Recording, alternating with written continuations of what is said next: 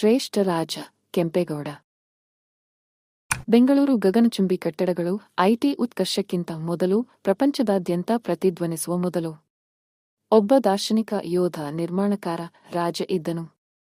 ಇದು ನಾಡಪ್ರಭು ಕೆಂಪೇಗೌಡರ ಕಥೆ. ಕೆಂಪೇಗೌಡರು 1510ರಲ್ಲಿ ಯಲಹಂಕ ಬಳಿ ಜನಿಸಿದರು. ಮೊರಸು ಒಕ್ಕಲಿಗ ಸಮುದಾಯದ ಮುಖ್ಯಸ್ಥರಾಗಿದ್ದ ಅವರು ತಮ್ಮ ಕಾಲಕ್ಕಿಂತ ಮುಂದಿದ್ದ ದೂರದೃಷ್ಟಿಯುಳ್ಳವರಾಗಿದ್ದರು.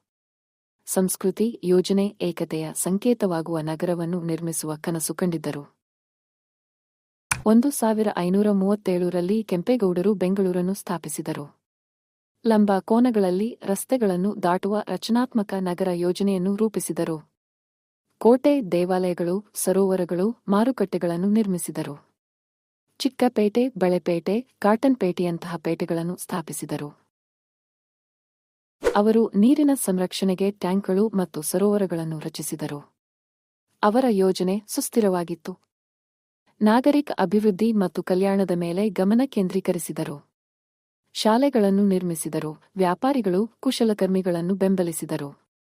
ಕನ್ನಡ ಭಾಷೆ ಮತ್ತು ಸಂಸ್ಕೃತಿಯನ್ನು ಉತ್ತೇಜಿಸಿದರು. ಬೆಂಗಳೂರಿನಲ್ಲಿ ಅವರ ಪರಂಪರೆ ಅಮರವಾಗಿದೆ. ವಿಮಾನ ನಿಲ್ದಾಣದಿಂದ ರಸ್ತೆಗಳವರೆಗೆ ಅವರ ಹೆಸರು ಪ್ರತಿಧ್ವನಿಸುತ್ತದೆ. ಅವರ ನಾವೀನ್ಯತೆ, ಒಳಗೊಳ್ಳುವಿಕೆ, ಯೋಜನೆಯ ಮನೋಭಾವ ಜೀವಂತವಾಗಿದೆ. ಕೆಂಪೇಗೌಡರು ನಿಜವಾದ ಶ್ರೇಷ್ಠತೆ ಕೇವಲ ಅಧಿಕಾರದಲ್ಲಿಲ್ಲ, ದೃಷ್ಟಿಯಲ್ಲಿದೆ ಎಂದು ನೆನಪಿಸುತ್ತಾರೆ. ಅವರು ಆಧುನಿಕ ನಗರದ ಅಡಿಪಾಯ ಹಾಕಿದರು. ಇಂದು ನಾವು ಅವರ ಕನಸಿನಲ್ಲಿ ನಡೆಯುತ್ತೇವೆ.